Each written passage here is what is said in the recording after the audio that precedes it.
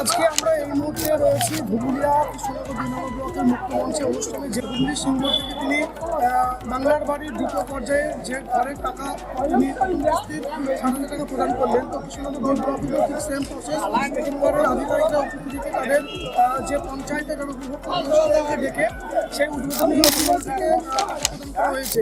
তো আমার কাছে এই মুহূর্তে এরকম একজন ভক্ত রয়েছেন যিনি আজকে তার দ্বিতীয় ধাপে যে নাম প্রথম কিস্তি ৭,০০০ টাকা তিনিও একটা চেক পেয়েছেন। আমরা দেখাচ্ছি সরাসরি প্রতিক্রিয়া জানতে চাই যে উনি এই ঘটনা পেয়ে কতটা খুশি হয়েছেন এবং মুখ্যমন্ত্রী কি বার্তা দিচ্ছেন। তো আপনার নাম দেখতে পাবেন বিরাট। তো আপনি ধরে নাম আপনার দেখতে এসেছেন, তো এই হিসাবে আপনি বলুন যে ঘটনাটা খুশি এবং আপনি কি বলতে আমরা খুব খুশি এবং গর্বিত হয়েছি। আগামী বছর আবার আবার অনেক কিছু আমরা ওনাকে চাই। আমরা এই মুহূর্তে জানতে চাই যে আপনার পারিবারিক অবস্থা কেমন বা আপনি এই যে ঘটনা ছিলেন অনেকদিন পর আপনি কী বলবেন? আমরা খুব গরিব মানুষ, আমরা পেয়ে তাহলে আমরা ধন্য হলাম। এবার এতে আমরা পেলে পরে আমরা একটু ঘর দুষ্কৃতিতে আমরা পাই।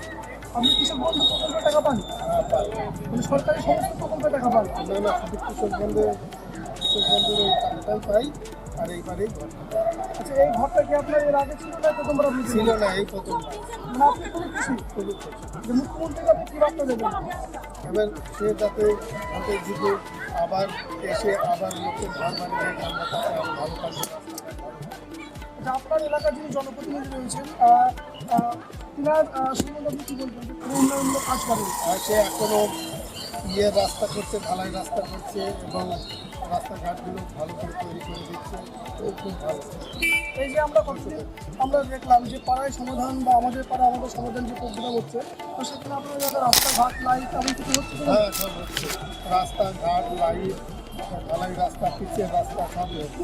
আচ্ছা, আপনার নাম পরিচয়টা বলুন। আমার নাম বিরাট বিশ্বাস, গ্রাম ভক্তনগর, জেলা নদিয়া, পশ্চিমবঙ্গ। অর্থাৎ আমরা এখান থেকে শুনলাম একজন উপভোক্তা যিনি আজকে দ্বিতীয় দিনের যে দ্বিতীয় লাখের যে নাম সে লাখের প্রথম কিস্তিতে টাকা ৭,০০০ টাকা উনি পেয়েছেন। তো আমরা সরাসরি ওনার বক্তব্য শুনলাম এই মুহূর্তে।